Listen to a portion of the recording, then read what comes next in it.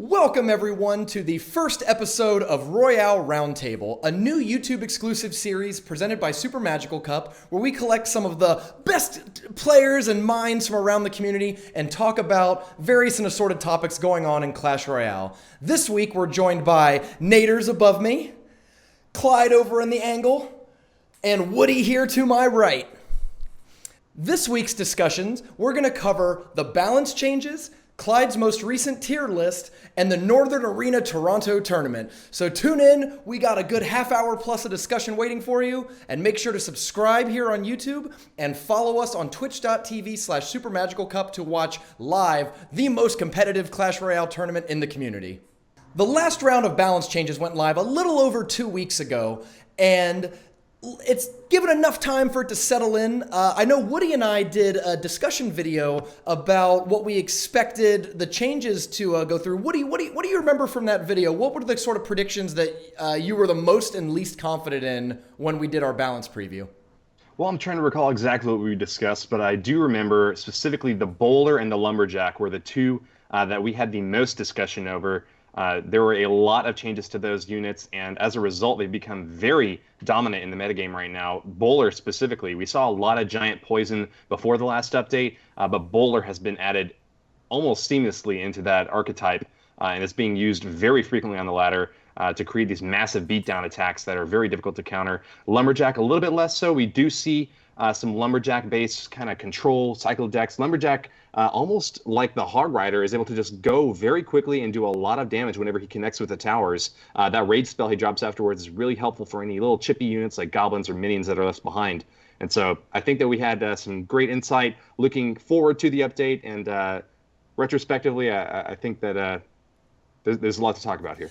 Yeah, from what I remember, we were really confident that Lumberjack was going to be way, way, way better, and that was true. And we were unsure about how Bowler would change, because Bowler had already seen some tournament success at 6 Elixir, and we were wondering if the 5 Elixir would end up being a nerf or a buff. I guess overall it's a buff because we're seeing it more often, but I'm not really sure if it was a power increase or if people have just collected and discovered that Bowler was a good card kind of the whole time. Clyde, you're a really innovative deck builder. You've done a lot of interesting changes. What about this balance change opened up new decks or archetypes for you to explore with?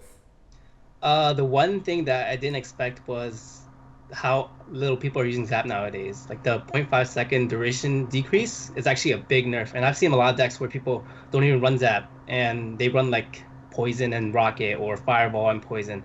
And that's really opened it up a lot because you're, I guess, more heavy elixir decks, so you need to balance that out with cheaper decks. So that's one of the things that I didn't expect at all from this patch. Yeah, I think that Zap is still the biggest, the highest skill cap card in the game. It's the card that enables great players to sort of rise to the top. I don't think that's going to change anytime soon, but you definitely feel that half-second decrease a lot. You can just kind of get away with less. You have to, your timing has to be more on point now. The mistake I always make with Zap now that I used to not, because the 1 second timer was more forgiving, is sometimes I zap mini P.E.K.K.A.s too early. Like you both have mini P.E.K.K.A.s coming at each other, and you zap a little too early and the enemy mini P.E.K.K.A. recovers and still gets the swing off, and you're like, that wasn't supposed to happen. That's like that's the battle now. When you got those two mini P.E.K.K.A.s running at each other, it's all about the timing. It could determine whose units left over, who has a lot of health, whether they get a hit or two off on the tower. Oh yeah, but other than that, the biggest change besides Baby Dragon got a buff and Dark Prince got a buff, but those didn't really change any dark deck types or deck lists out there. So the biggest change is definitely Bowler, and it's not just Bowler Giant, it's also Bowler Inferno or Bowler Hog or even just Bowler Lumberjack, and just basically anything you can put Bowler in. Do you think Bowler's going to see a nerf?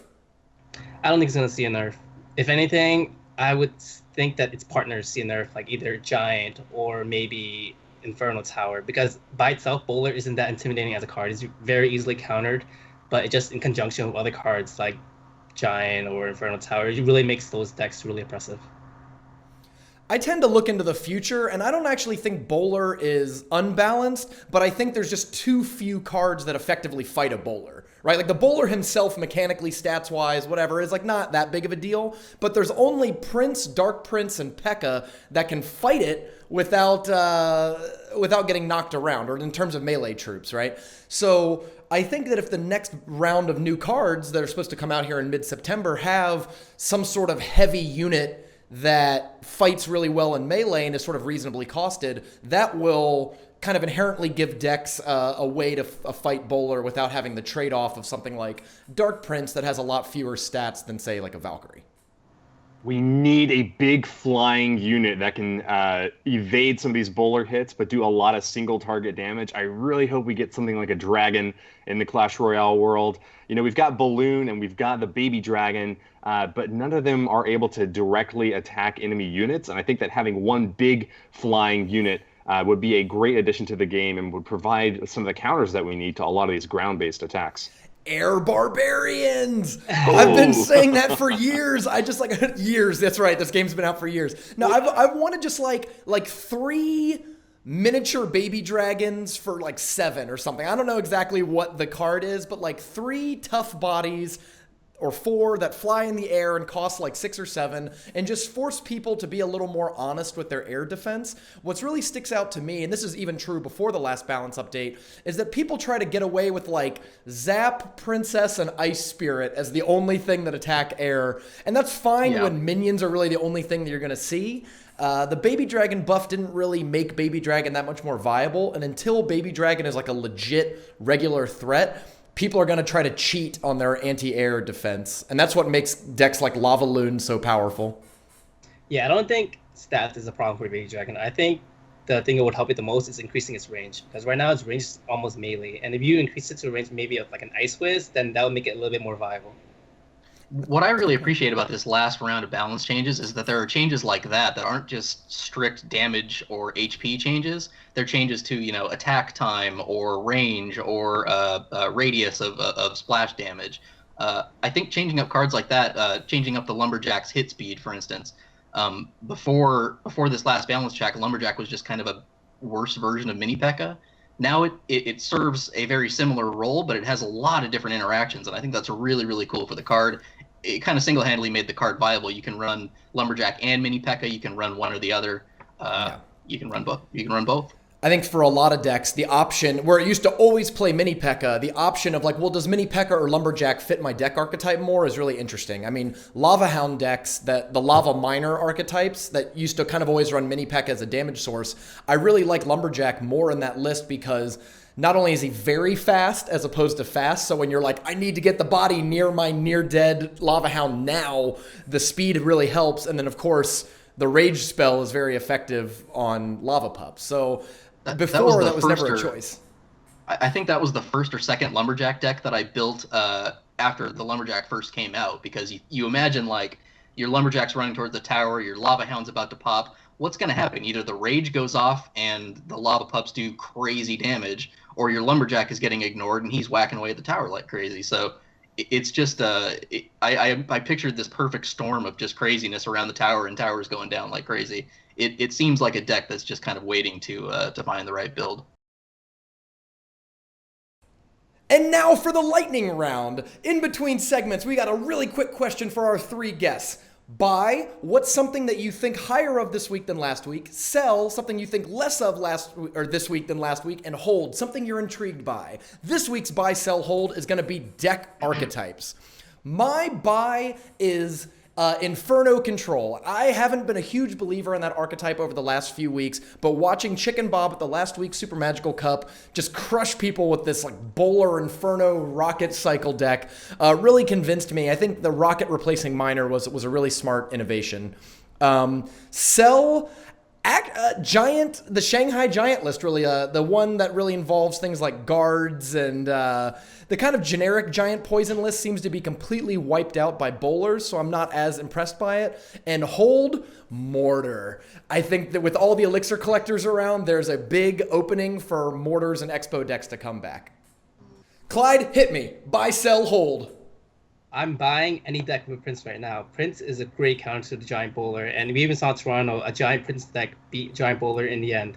And that can go with the 4 Musketeers, or even Prince P.E.K.K.A. and Double Prince, or even just a Prince and Double Prince. I'm definitely buying the Prince right now as a card. Yeah, not getting knocked back is at a premium. I'm selling Lava Loon. I've seen Lava Loon do really well in tournaments, but that's only because if you're playing Lava Loon, most of the time you're going to go against a giant deck or giant bowler deck, and Lava Loon wrecks these decks. But otherwise, if you're playing a Hog deck or a Miner or any other control deck, Lava Loon just gets destroyed. So I'm definitely selling a Lava Loon right now. I'm holding off on Three Musketeers, and I just got third place in the 15K tournament with Three Musketeers, and I've seen Three Musketeers do really well.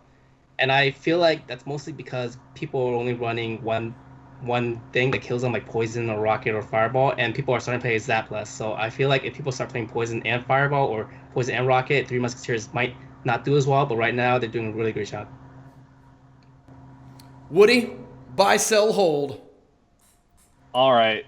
I know this is going to be not too surprising, but I'm going to buy the giant bowler poison combination. That archetype is just absolutely wrecking. Did a fantastic job at the Northern Arena tournament. I've been playing in several online tournaments recently, and just every single time I get toward the top of the ladder, if I'm ever playing these mortar decks especially, I just get shut down whenever they drop the giant. Very difficult to counter it. Gets a ton of pretty much guaranteed damage, a lot of splash, a lot of tank. Excellent beatdown deck, Giant Bowler Poison. I'm going to hold Hog Freeze. I think it's very good if you are up against a deck that doesn't have any buildings in it, and we've seen a drop in usage of like Cannon and Tesla. You see Inferno Tower every once in a while, but is a 5 elixir building really an efficient response to a 4 elixir troop? I don't think so, and I think it's really easy to cycle past that. So using Hog Freeze, I'm holding on to it. I think it's a good idea. And then for sell, I got to go with Royal Giant. I'm happy to see him dropping out of the metagame as a win condition. I think that he would be great as a response to decks that try to build up on their side of the arena. If we see these like SimCity decks that I used to really love coming back into the metagame, we should definitely have Royal Giant come crush them down. But just Royal Giant on his own doesn't deserve to be the one who's taking down the towers alone. Last one, Naders. Buy, sell, hold. You guys hit 2 of my 3. I would buy sort of Ice Wizard, Miner, Inferno kind of control, really super defensive decks. I think it's really good against the giant bowler meta that's kind of coming up in popularity recently. I would definitely sell Royal Giant. I didn't think it was terrible before. It's not great in tournaments, but on ladder, when you can kind of over level your Royal Giant, you're playing against some people a level or 2 below you. Sometimes you can get away with that sort of thing. But even on ladder now against people with over leveled Royal Giants, I'm having way less trouble than I was before. Yeah. My hold, I don't think anybody mentioned Lumberjack decks. Just anything with Lumberjacks and high DPS stuff. Lumberjack Giant decks, I think we haven't talked about yet. But I feel like people have experimented so much more with Lumberjack. They're just kind of waiting to find the couple of deck archetypes that are really going to make Lumberjack explode. We mentioned the Lava Hound. Miner one could be a possibility. I think Hog decks I've experimented with a little bit and I think could be really good. But yeah, we need that kind of breakout performance for Lumberjack in a tournament or two before we'll see that on ladder more often. It's already won a SuperMagicalCup. Right. I think Lumberjack's pretty good. Like I don't know. Like I agree that there's a lot more that can be opened up, but I think Lumberjack's already a pretty tier 3, like a tier A, tier 1, tier S card. I'm actually surprised that you guys don't think Lumberjack is like quite there yet, because I think it's one of the top probably 10 cards in the game right now. I don't think we found the killer deck with Lumberjack yet. I think it slots into those decks where in Mini P.E.K.K.'s place where it was just good before. But we haven't found this. The reason I bring it up is I saw Phone Cats play a deck the other day, and I played it afterwards, where it was like a 2.8 elixir cost Lumberjack cycle deck with just annoying little garbage like goblins and minions and skeletons and blah, blah, blah. And the whole idea was just play defense, pump up, cycle Lumberjacks, and then at some point you're just going to get nonstop Lumberjacks, rage, and annoying little goblin-y troops going towards the tower, and towers disappear. It was very, very cool. Awesome. You know, Funkats was also playing. I think I saw him playing a Lumberjack mortar deck at one point. Yes, he was. I didn't experiment with that one, unfortunately, but yeah, you should take it up and try it out. Me neither. I'll report back to you on that. Tell us if it's any good. I don't trust my own judgment on that one. And for our next segment, Clyde is one of the most respected content creators in the community. Every couple weeks, he produces a tier list. This is if you've played a lot of other competitive games, you might be familiar with tier lists. It's where you take all of the cards in the game and sort them into, A, B, C, give them grades and rankings so that players can sort of understand the relative power levels between the cards. If you want to read the tier list for yourself, it's posted on Reddit every couple weeks, and the links will be below the video here in the description. As a quick overview, S tier are the best cards, right? The most powerful cards in the game, the one that you're most likely to see multiple copies of in a given deck, or to see just as the cornerstone of key archetypes. A tier cards are not as often as S tier cards, but they're still very powerful, and then from there you just go down. B, C, D, with cards like C and D being situational, and F tier cards being pretty much unplayable. We're not going to go through every card in the list, but the one that jumped out to me as the biggest gainer was probably Ice Spirit. So Clyde, what was your logic between some of these cards moving up and down? Ice Spirit moved from B tier up into A tier. What caused you to make that change? The biggest thing is that Ice Spirit is kind of like how Skeletons used to be. Like, remember how Skeletons used to be in every deck just because it's a good Psycho card, and that it had some value trading, like a full HP Musketeer would trade with an Ice Spirit, and you only get like one hit off. And Ice Spirit is just a good all. And another thing is that it protects your Elixir Collector if it's placed in the middle. If they try to miner your Elixir Collector and you Ice Spirit it, you only get like one swing off with a miner, and it's basically a +2 trade for you. But other than that, I've seen people play a lot of less aerial targeting troops, like they only play Musketeer or only Ice Wiz, and Ice Spirit is kind of like the second pseudo air targeting troop. I like that it buys me 2 seconds to make the correct play too. Like, there's times where sometimes a weird play comes in and you're not like instantly aware of what I'm supposed to play. And the Ice Spirit is a nice like, okay, I'll play this, it'll freeze it, and then I have 2 seconds to decide what I'm supposed to actually be playing here. Which is like the old panic zap. Like, I don't know what to do yet, so zap everything. Yes. Okay, now what do I have? All right. Yeah, and it also basically stops anything. Like anything coming charging down your side. Like if it's a Dark Prince, Skeletons won't stop that because it won't stop it. But Ice Spirit will stop minions or Dark Prince or even Charging Prince or anything. I think reading the comments, the most controversial placement was moving Bowler from B to A, when a lot of people see it as sort of one of the most overpowered cards in the game right now. What is your logic behind Bowler not being on the same tier as Ice Wizard, Miner, Princess, Poison, Giant, Elixir Collector, and Zap in the S tier? What I think about Bowler is that even though it's really strong right now and that like it's had a lot of success, but I think most of that success is due to 80% of the people playing Bowler. So if 80% of the people are playing one card, then there's a good chance that card would do well in tournaments. If it was down to like only like 50% of people playing Bowler, I don't know if it would have as much success. But other than that, Bowler is a card that's pretty easily countered. Inferno Tower does really well against it, or even minions. And even because the Bowler has become more popular, I've seen Lava Loon decks do really well. And Lava Loon decks have even gotten first in like big tournaments because most of the decks they play against is Bowler. And even though Lava Loon gets wrecked by everything else like Hog or Miner Control, the fact that you're playing against Bowler 8 out of 10 times means that you're probably winning 8 out of 10 times. I feel like Bowler's also kind of been at least really good bowler decks have been kind of restricted to giant decks and maybe a little bit of like kind of miner-y control sort of things. Those are the only versions that I've seen do really, really well yet. So if it's a little bit situational like a balloon, you know, do you ever really see it popping up to S tier? That's true too. Let's see, what's the next one? Balloon. Yeah, looking at Balloon. Balloon P.E.K.K.A. There was one other one I wanted to bring up, but I just totally blanked on it all of a sudden. So yeah, let's just do Balloon. Well, Naders, you mentioned Balloon. Balloon has gotten really popular with the Lava Loon decks, and Giant Balloon is kind of always floating around. Some people really like that deck. You moved Balloon from C tier up to B tier. Now, C tier is, you know, they shine when they're used in combination with a certain card or deck, and I think that is certainly true of Balloon. But B tier is, you know, a little better than that, right? It's something you can really kind of build a deck around or build a strategy around. What made you want to move Balloon up? My reasoning was that most people are only playing one card that targets air, like Musketeer or Ice Wiz, and that's not going to stop a Lava Hound Balloon combo. But the B tier cards are mostly cards that can win or lose your game, like Sparky or even like Prince or something. And I feel like Balloon fits that criteria, and that if people don't like catch on to the point and don't play multiple air targeting troops like minions and Musketeer or Minion Horde or something, then you have nothing to do against Lava Hound Balloon. And a Lava Hound Balloon combo will take a tower faster than a Giant Bowler combo. Woody, anything on this tier list jump out to you? I know you're a big Mortar player, and Mortar dropped from B to C, and Expo dropped from, actually moved up from D to C. So with both Expo and Mortar at the C tier from their prior B and D, does that sound right to you, or would you place them a little higher? I think with the prominence of these beatdown decks, seeing a lot of Giant in play, it's very difficult to get an Expo or a Mortar to lock onto the tower and get value out of them. I don't necessarily agree with Expo being on the same tier as Mortar. I myself have had a lot of trouble playing with Expo, so maybe it's just as good. We saw Bowler Expo decks actually in a couple of Super Magical Cups ago, but I would still say that Mortar is a little bit easier to play. It has a better chance of getting the chip damage necessary to take a tower down. Your opponent really has to make a big mistake in order for an Expo to lock on for its full duration onto one of their towers. So I would still rank Mortar above Expo.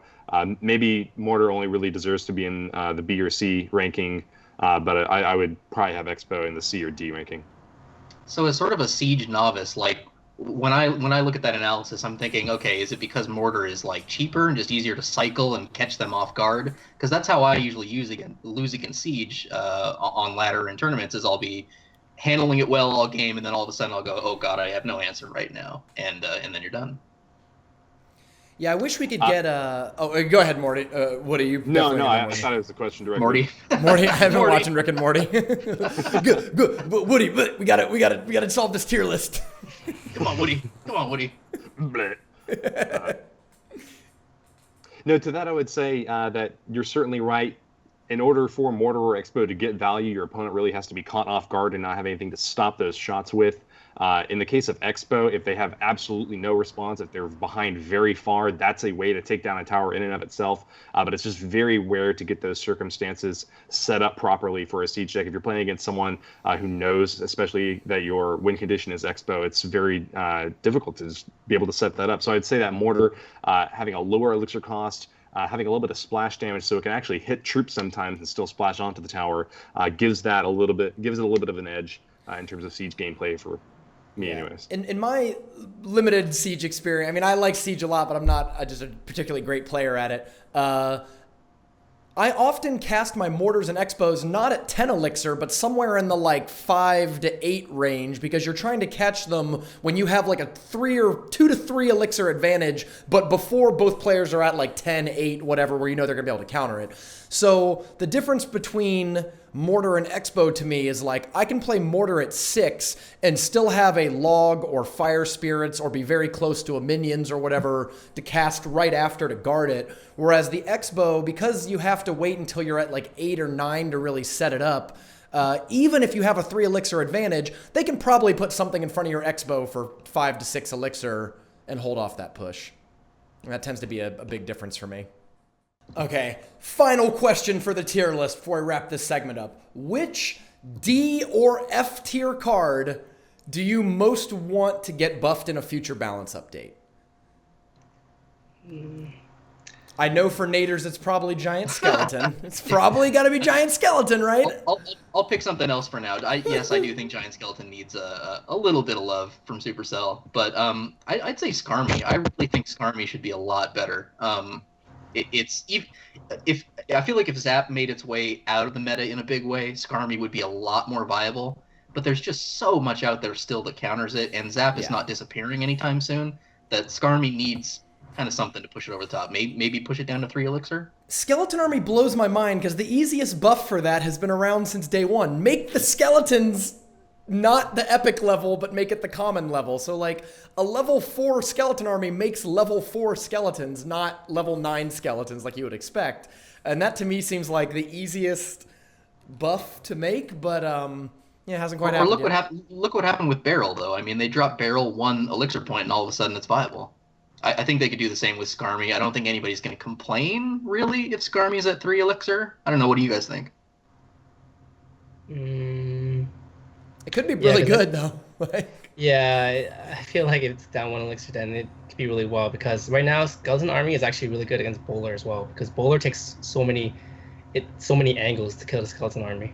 That's a good point. Yeah, because they keep surrounding it into like a perfect circle. If it was 3 elixir and down to like 16 skeletons or something like that, I think it would. Yeah, I could get on board with something like that. Well, my card would be Baby Dragon. A combo that I just recently figured out is using the Baby Dragon as a tank to guard for the Lava Hound. So you just send your Lava Hound and the Baby Dragon, and while your Baby Dragon is probably distracted by whatever he sends, when the Lava Hound explodes, the tower will target the Baby Dragon, which has a good amount of HP. So I'd like to see it play more viably because, I play Lava Hound, so I'd probably like to see like a range increase or something. One of the common counters to Lava Hound is minions, anyways. So if you get that baby dragon backing it up, they need to find something else to kill the Lava Hound. Right. Yeah. Yeah. And it's a pretty like archaic combo, but like I'd like to see it come back. Like people probably played it first when Lava Hound came out, Baby Dragon Lava Hound combo. But now it's a lot less popular with Miner or even like any other tank sending down Lava Hound's way. And I'd like to see Baby Dragon come back. All right, Woody, what's your card? What D or F tier card do you want to see buffed? I got an F tier card for you that I think should be buffed. It's the Mirror. And let me tell you why. Mirror in and of itself obviously doesn't do anything. It just mirrors the last card played. We see a lot of decks that try to take advantage of the fact that their opponent has only one response to any of their given lines of attack, right? Yeah. Zap bait decks, air bait decks are very popular. I want to see Mirror be more viable as a way to counter decks by allowing you to put in versatile cards like Musketeer, Valkyrie that don't necessarily have a hard counter in many circumstances, but allow you to build up. And like cards like Three Musketeers also, they don't really counter anything in specific, but they just do so much damage to so many targets that they're very useful. I want to see Mirror make a comeback in some way. I don't know how we could rebalance it by maybe removing the one extra elixir that it costs to be able to play it. Maybe we could do like half an elixir now that both players aren't always on the same elixir point. It'd be hard to implement a change like that, but I hope that Supercell is thinking about Mirror because we see very little Mirror play. Yeah. And I think that if people could figure out a way to play Mirror, and if it were positioned correctly in the game, you would see more Mirror play. You would see a lot more surprising plays. When people think that they have this like killer combo, poison is out of their opponent's hands, so they're going to send in the Miner minion horde, and then you see your opponent mirror another poison back onto you. Yeah. That would be very surprising, provides for explosive gameplay, and just things like double Miner, things like double Princess can be very confusing and difficult to deal with if you're inexperienced in like responding to multiple threats at once, or if you only have one way to respond to either of those cards. So yeah, I'd like to see some more Mirror. Let me give you two options, and you can pick which one you want. Does mirror at 0 elixir, right? Like it's just the same cost, or +1 level for +1 elixir? Ooh. I think it would be better just to have the Mirror itself at 0 cost. That's the one that I'll pick. It gets a little wacky whenever you have level differentials in there. It becomes difficult for people to be able to predict the interactions between troops. So I think I'll just go with the reduced elixir cost for Mirror. I like Mirror as a choice because I agree with you. Taking your points a little further, I think Mirror is the card that if buffed and became playable, it would spawn whole new deck archetypes, right? Like Lava Hound is better than another random tank because Lava Hound makes a whole different archetype than Giant Skeleton versus Giant versus like whatever, which are all kind of similar decks. I think Mirror control decks could really be cool if you had, things like barbs and spells and you had some ability to mirror them and outplay your opponent. To that same point, my choice would be Barbarian Hut because spawner decks have never really been part of the metagame, like especially not the competitive metagame because things like Princess and Poison have just kept them out of it forever. I have a lot of fun playing Barbarian Hut and Barbarians in the same deck and just having these armies of like 6 or 8 barbs crossing the river. But ultimately, I haven't really been able to get a Barbarian Hut deck to work. I wish Barbarian Hut got buffed to the point that it was a pretty serious and scary card to see hit the field as opposed to sort of a joke. And to see spawner decks just become even a niche archetype in the metagame.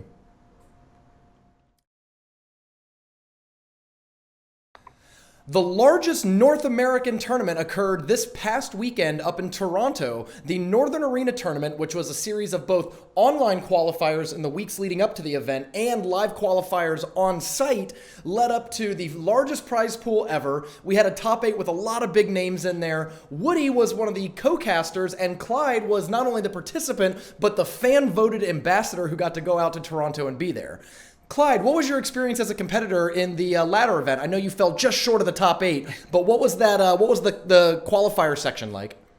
It was actually really cool. You're just put in a room with a bunch of people and you're spread out, and then it's just like a normal tournament, in-game tournament, and it was kind of awkward at times when you get matched up with somebody like right next to you. Like that's happened to me a lot, and then you just see the name and you just look like, oh hey, good luck.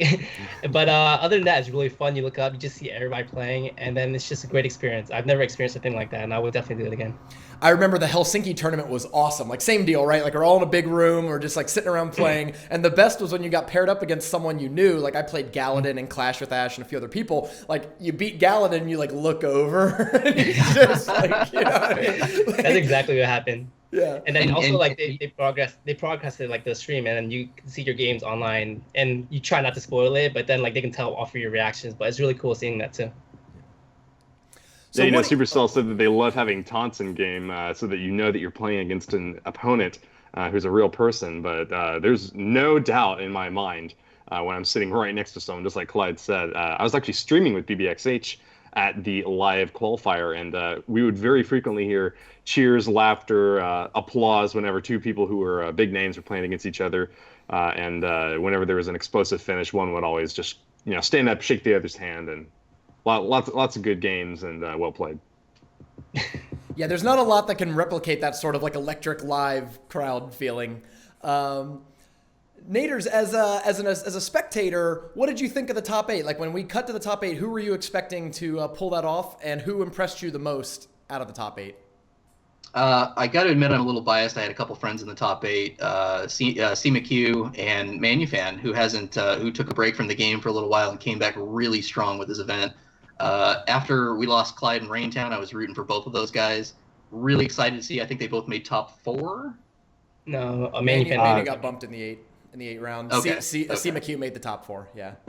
And then I was really impressed with Hazard, who got second. Yeah. Yeah, Hazard really stood out to me too. That was a player who I didn't really know anything about. Apparently his guild Silent used to be Phone Cats 5. So it was like the Phone Cats 5. Yeah, which was like a pretty big one. The Phantom Phone Cats clan, who if I recall that they named their clan Phone Cats, but they weren't like officially part of the family. So I didn't know that. They never got accepted by Daddy Phone Cat. So eventually, I guess they changed their name. I didn't know that was how Silent Gaming got their start. Yeah, they've got a few good players in there besides Hazard. There's also a guy named No Skill who has also been doing pretty well in tournaments recently.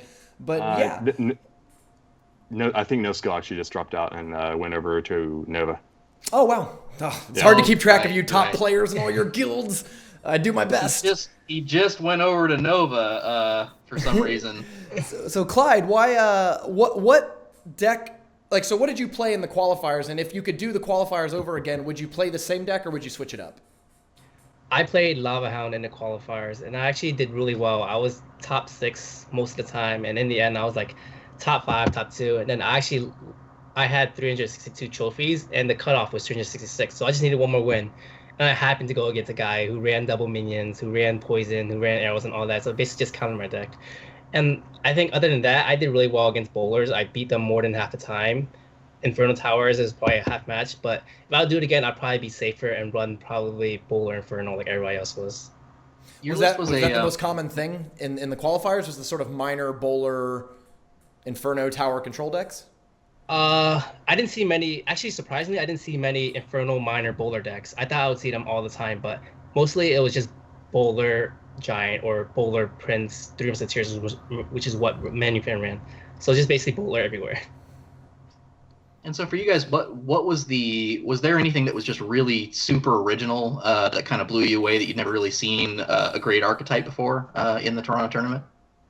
I wouldn't call it super original, but Innate, the guy who got first, he changed his decks around, and he actually ran a giant deck with both minions and barbarians and poison and fireball instead of zap. It wouldn't work all the time, but it's just that for that tournament it worked really well because it countered Lava Hound well, it countered Polar well, and he was just really smart with changing his decks. Like I was, I guess, too scared to change my decks, and I just went with what I was comfortable with. Yeah, that's interesting because if I look, there was only about 64 people in the live qualifier, so more than even any normal tournament. You're fighting the same people over and over again. If you can get a read that like 20 to 30 decks in that ladder are blank, you can make pretty confident modifications and do well. So Woody, as the caster, who impressed you the most? And if you could do another one of these events, what would you like to see? I would say that Hazard, who made it to the live finals, was the qualifier from BBXH's online event impressed me a tremendous amount, not only with his skill, but also his humor and humility while we were interviewing him. Had a wonderful time speaking with him at the live qualifier when he came for a quick interview. You can catch that on BBXH's stream, but also was very charming and friendly. And I think he actually bought his dad a steak afterwards with part of his winnings there. So that's awesome. Well played by him. Also, of course, CC, the victor in the tournament, did a fantastic job closing out, and I want to congratulate him on taking home that $4,000 prize. We had a $10,000 prize pool in total at the Northern Arena Clash Royale tournament, so congratulations to everyone who was in the money. Big prizes for even players who just showed up to the live qualifier. We had prizes for the top 50, so big thanks to them. And I guess things to change for the next time around. Let me think. It was really fun to be able to punctuate the middle of that live finals match by having some co-casters go onto the stage. I was there with Clyde. We played a few draft matches. I think that it would be great to be able to get even more people to the live finals. If we could have maybe even an octafinals match ahead of the quarters. I think more matches, more high quality gameplay, maybe just checking in one match out of the best of 3 for each of them would be a lot of fun. You see a good bit of variety in some of these decks, but always want to make sure that all the best cards and the best strategists are being represented there. So yeah. Yeah, if I could also interject, Hazard was probably the person that impressed me most, not just because of gameplay, but because of how well he took it. Like after a loss, he wouldn't be visibly angry or something. Like with some people, like I saw like Nate getting angry, or other people, whoever they just lost a match and they're trying to fix their decks. Yeah. Well, I remember from like Helsinki or Steroidy when he was losing, he would just make like these faces or run his head.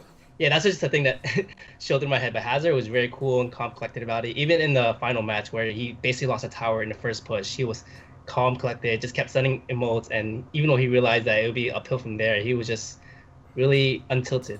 Yeah, I blame him for the strong emotions, but I definitely got to rep the got to stay happy and positive. I really liked from a casting standpoint. I'm always looking for people who not only are good players, but people who can explain their thought process and explain like what was happening in the game. And oftentimes people come up after and they just say, "Oh, it was good. He had the giant and he took my tower and that's whatever." But Hazard was really like, "I wanted to do this and then set that up. And when he came in with this, I had to decide between A or B, and I went with B, and it didn't work out." Like, whoa! Like for being like a 14-year-old kid or 15-year-old kid or whatever, he had a very deep knowledge of the Clash Royale kind of competitive game scene, and I could see if Clash Royale becomes one of these 5-10 year long competitive scenes, that's a name that we hear a lot of in the future. He's supposed to be coming to the Super Magical Cup this weekend. Yeah, and actually for CC, I told Raintown, he asked me like, who do I have winning in the top 8 before, and I told him CC because out of playing the people yesterday, I could tell that CC was one of the ones that was better playing than had a better deck. Like some people were successful because they just had a better deck, they kind of everybody else, but CC, like I beat him a couple of times, but I could tell just based off his playstyle that he was a really good player, and that if he ever found a deck or like he had an even matchup against Buddy, then he would probably do really well. Yeah, CC's one of those guys, Rumham, you probably know better, at the very top of the ladder, who's really known for their play as well as just having maxed out accounts. Yeah. He didn't have a max. He was actually the highest rated, ranked level 10 or level 9 for like a long time. And that does it for this week's edition of Royale Roundtable. Thanks to all 3 of the guests for joining us this week. Make sure to tune in next week for the next episode. We'll have new guests, new topics, all sorts of fun stuff. Clyde, you got anything to plug? Yeah, just follow me on Twitter at Clyde C Royale. I'll probably be making a new tier list soon, and that's it. Woody, you got anyone that you want people to look at?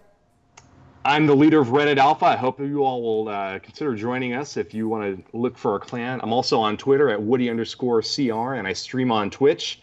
Hope that you will check out some Northern Arena gameplay footage on BBXH's stream as well. We did a great job casting that and had a lot of fun doing it, and look forward to more tournament gameplay in the future. Yeah, thanks for joining us, guys, for our first show. I really appreciate it. And yeah, I've got nothing to plug. Rumham?